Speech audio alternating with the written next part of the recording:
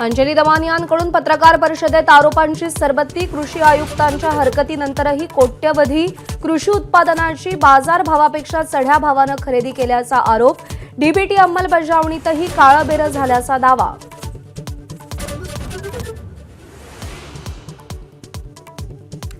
धनंजय मुंडेंच्या कृषी मंत्रिपदाच्या काळातल्या घोटाळा अंजली दमानियांकडून समोर।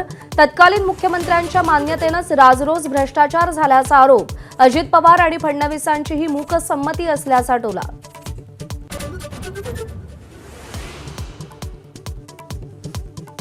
मुंबई महापालिकेचा यंदाचा अर्थसंकल्प 74,000 कोटींचा। कचरा संकलन शुल्काबाबत निर्णय नाही, तर झोपडपट्टीतील गाळेधारकांना महापालिकेचा कर भरावा लागणार।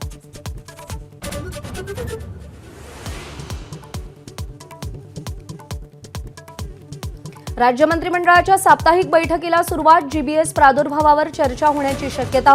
उपमुख्यमंत्री एकनाथ शिंदेंची प्रत्यक्ष उपस्थिती। अहिल्यानगर महाराष्ट्र केसरी स्पर्धेतील पंच निर्णयाचा चंद्रहार पाटीलकडून कठोर निषेध। महाराष्ट्र केसरीच्या दोन्ही गदा परत करण्याचा डबल महाराष्ट्र केसरी चंद्रहार पाटीलचा निर्णय।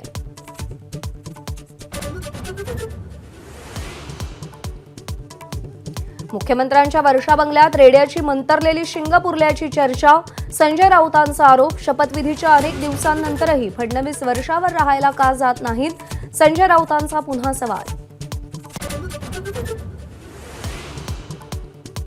मुंबई महापालिकेतील कथित खिचडी घोटाळा प्रकरणी सूरज चव्हाणला हायकोर्टाचा दिलासा। 1 लाख रुपयांच्या जामिनावर सुटका होणार।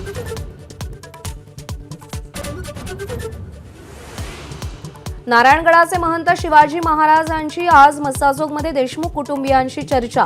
महंत नामदेव शास्त्रींनी पाठिंबा दिल्यानंतर महंत शिवाजी महाराजांच्या भूमिकेकडे लक्ष।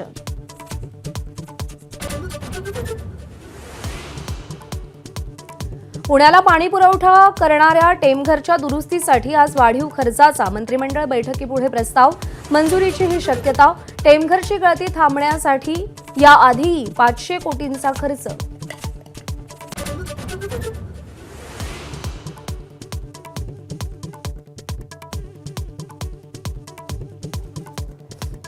आंतरधर्मीय विवाहाची लाजिरवाणी शिक्षा। माहेरी आलेल्या मुलीला तिच्या 4 वर्षाच्या मुलासोबत बांधून ठेवलं।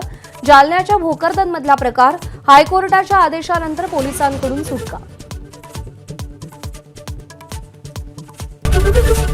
एबीपी माझा, उघडा डोळे बघा नीट।